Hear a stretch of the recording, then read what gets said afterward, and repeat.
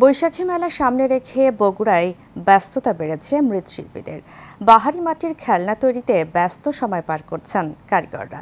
শেষ মুহূর্তে মাটির তৈরি খেলনায় রং তুলির আঁচড় দিচ্ছেন তারা। তবে প্লাস্টিকের যুগে লোকসান আর সারা বছরের ব্যবসায়িক মন্দা কাটিয়ে বৈশাখী মেলাকে সামনে রেখে লাভের আশা করছেন তারা। বরগুনা থেকে সাজু মিয়া এবং টাঙ্গাইল থেকে আব্দুল লতিফের পাঠানো তথ্য ভিডিও চিত্রে বিস্তারিত জানাচ্ছেন জাবালুন নূর। প্রায় ২ শতাব্দী পুরনো কুমোর সম্প্রদায়ের হাতের নৈপুণ্য ও কারিগরি জ্ঞানের মাধ্যমে মাটি দিয়ে তৈরি মৃৎশিল্প আবহমান বাংলার ঐতিহ্য। মাটির কলস, হাঁড়ি, সরা, সুরাই, পিঠা তৈরির ছাঁচ, খেলার পুতুল কারিগরের হাতে নান্দনিক রূপ পায়। প্রাচীনকাল থেকেই এদেশের মৃৎশিল্পের চর্চার অংশ হিসেবে বিভিন্ন মেলা ও উৎসবে কর্মব্যস্ত হয়ে পড়েন কুমাররা। বগুড়ার কুমাররা বলছেন, নিত্য নতুন পণ্যের ভিড়ে আগের মতো কদর নেই এই মৃৎশিল্পের। তারপরও বর্ষবরণ উপলক্ষে স্বল্প পরিসরে খেলনা ও হাঁড়ি পাতিল তৈরি করে ঐতিহ্য ধরে রাখার চেষ্টা করছেন এ অঞ্চলের মৃৎশিল্পীরা।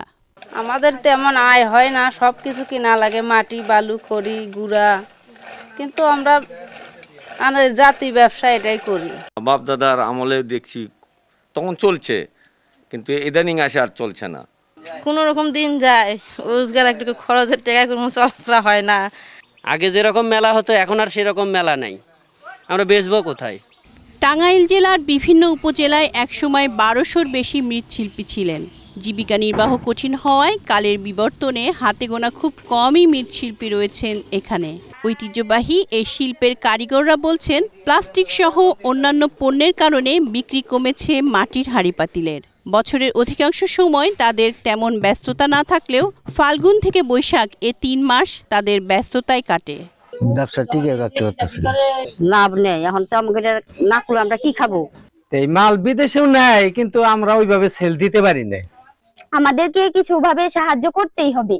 সাহায্য না করলে আমাদের পক্ষে সম্ভব না এগুলোকে টিকিয়ে রাখা। এ ২ জেলার প্রশাসনিক কর্মকর্তারা চিরায়ত বাংলার ঐতিহ্যবাহী এ পেশা ধরে রাখতে সহযোগিতার আশ্বাস দিলেন। এটা কিন্তু তারা প্রশিক্ষণ ছাড়াই বানাচ্ছে এবং এটা নিখুঁত করে বানাচ্ছে। তারপরে যদি তাদের প্রশিক্ষণের প্রয়োজন হয় তাহলে আমরা তাদের সাথে যোগাযোগ করে প্রশিক্ষণের ব্যবস্থা করানোর চেষ্টা করব। এরা যদি বিসিকের সহায়তার জন্য আসে, আমরা এদেরকে আর্থিক সহায়তা দিয়ে এদেরকে বাঁচিয়ে রাখার জন্য সার্বিক সহযোগিতা প্রদান করব। হাজার বছরের ঐতিহ্যবাহী মৃৎশিল্পীদের দাবি, দেশীয় ঐতিহ্য ধরে রাখতে প্লাস্টিকের খেলাধুলার সামগ্রীর পরিবর্তে মাটির তৈজসপত্রের ব্যাপারে গুরুত্ব দিক সংশ্লিষ্টরা। জাবালুন নূর, এশিয়ান টেলিভিশন।